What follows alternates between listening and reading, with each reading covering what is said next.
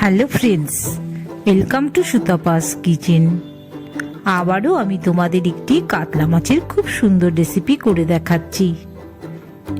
মাছগুলো নিয়ে নিয়েছি, ভালো করে পরিষ্কার করে নিয়েছি। 1 চামচের সামান্য একটু কম লবণ দিয়ে দিচ্ছি। হাত দিয়ে ভালো করে মাখিয়ে নিচ্ছি।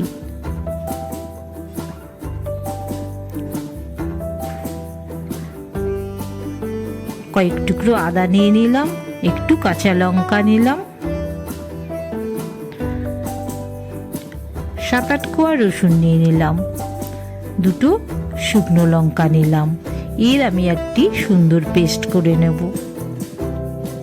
কড়াই বসিয়ে দিয়েছি, মাছ ভাজার জন্য তেল দিয়ে দিলাম। তেলটা বেশ ভালো করে গরম হয়ে আসলে মাছগুলো ছাড়তে হবে। তেলটাকে একটু চারদিকে ছড়িয়ে দিচ্ছি, মাছগুলো দিয়ে দিচ্ছি। আজ আমি তোমাদের কাতলা মাছের রেজালা করে দেখাবো। খুব সুন্দর রেসিপি, পুরোটা তোমাদের ফলো করতে হবে, তবেই এত সুন্দর একটি রেসিপি তোমরা সবাই বাড়িতে করতে পারবে। মাছগুলো ভালো করে এপিট ওপিট করে ভেজে নেব।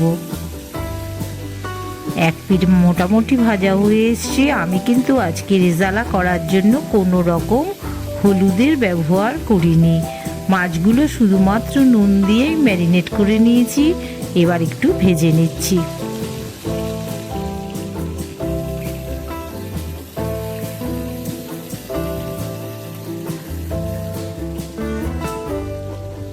হয়ে গেছে মোটামুটি 60% মতন। আমি মাছগুলোকে হালকা ফ্রাই করে নিচ্ছি, তুলে নিচ্ছি মাছ ভাজাগুলো।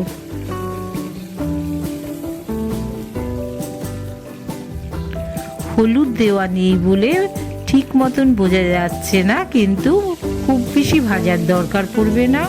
60% হালকা ভাজা হলেই তোমরা মাছগুলো তুলে নেবে। এপিট ওপিট করে 2 পিঠই মিডিয়াম ফ্রাই করে নিতে হবে।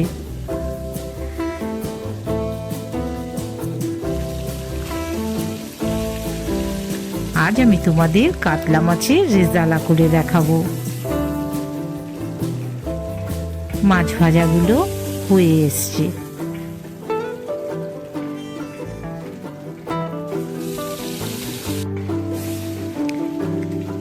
ওই কড়াইতেই তেলটা আলাদা করে তুলে রেখেছি।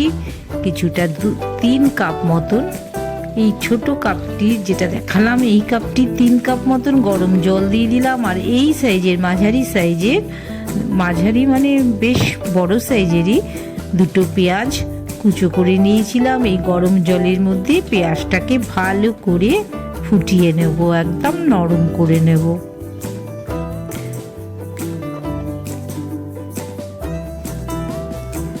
চার 5 মিনিট ধরে এটাকে কিন্তু নরম করতে হবে। পেঁয়াজটা অনেকটাই নরম হয়ে এসছে। যখন কমপ্লিটলি জলটা টেনে আসবে তখন আমি পেঁয়াজটি তুলে নেব।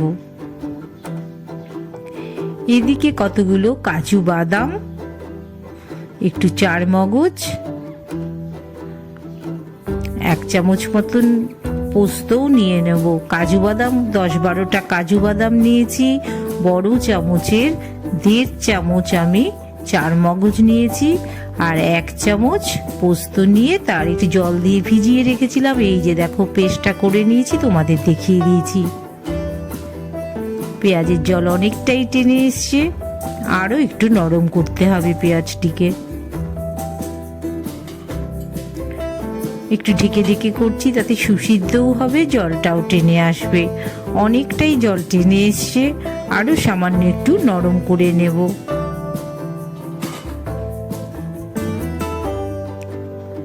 এই অবস্থায় আমি বন্ধ করে দেব।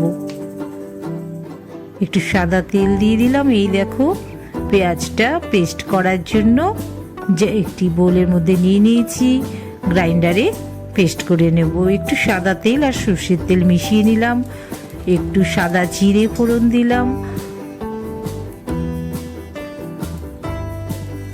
একটি তেজপাতা দিলাম, 2 শুকনো লঙ্কা দিলাম, একটু মৌরি দিলাম, হাফ চামচ সাদা জিরে দিয়েছি আর 1/3 চামচ মৌরি দিয়েছি, তেজপাতা, শুকনো লঙ্কা, গরম মশলা দিলাম। এবার যেটা পেঁয়াজ পেস্ট করে রেখেছিলাম সেই পেঁয়াজ পেস্টটা এই তেলের সাথে ভালো করে কষিয়ে নেব।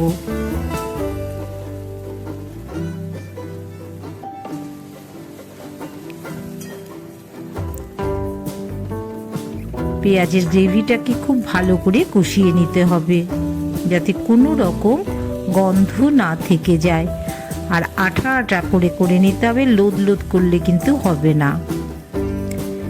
এবার আমি যে বাটা মশলাটা করে রেখেছিলাম আদা, কাঁচা লঙ্কা, রসুনেরটা সেটা এবার মিশিয়ে দিলাম, পরিমাণ মতন লবণ দিয়ে দিলাম।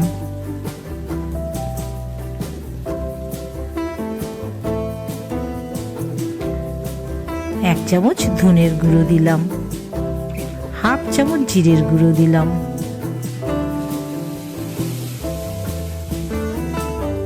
মশলা দিয়ে ভালো করে কষিয়ে নিতে হবে।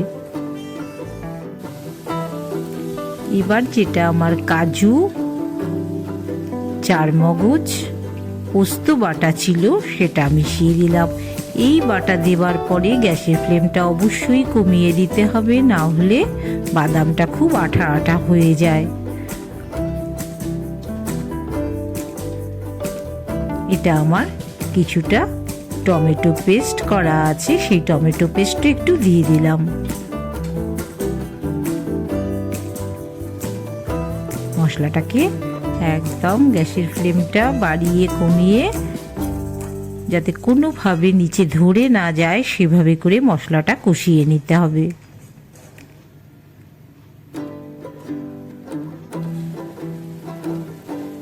বাকি কাজু বাদামের পেস্টটা একদম শেষে আবারও একটু মিশিয়ে দিলাম। আমি এক্ষেত্রে কোনো রকম দই ব্যবহার করলাম না, তোমাদের ইচ্ছে হলে সামান্য একটু 1 চামচ মতন দই ব্যবহার করতে পারো এই রান্নায়।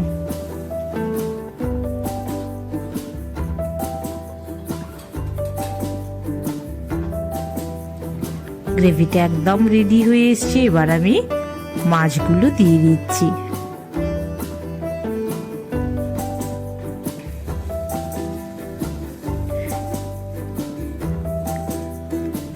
এই রেজালা আইটেমটি এটা ভাত, রুটি, পোলাও, ফ্রাইড রাইস সব কিছুর সাথেই ভীষণই ভালো লাগে। ঝালটা যে যার মতন পরিমাণ মতন দিয়ে দিলেই দারুণ একটি রেসিপি তৈরি হয়ে যাবে। কম তাপে আমি ভালো করে ফুটিয়ে নিচ্ছি, আর মাঝে মাঝে তলায় ধরে না যায় এই জন্য একটু নাড়িয়েও নিচ্ছি।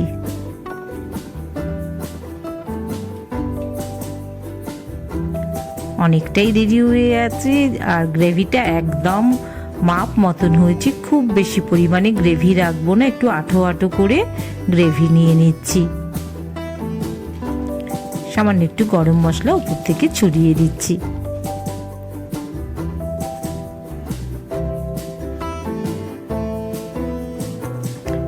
উপর থেকে একটু কসৌরি মেথি ছড়িয়ে দিলাম, সামান্য পরিমাণে কসৌরি মেথি দিলাম।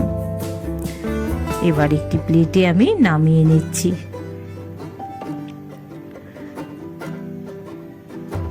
কাতলা রেজালা আমার একদম রেডি হয়ে গেছে। ভীষণ মজাদার রেসিপি, দারুণ খেতে হবে। তোমরা সবাই বাড়িতে করে দেখো। সুতপাস কিচেনের এরম দারুণ দারুণ রেসিপি পেতে গেলে তোমাদের চ্যানেলটিকে সাবস্ক্রাইব করে দিতে হবে।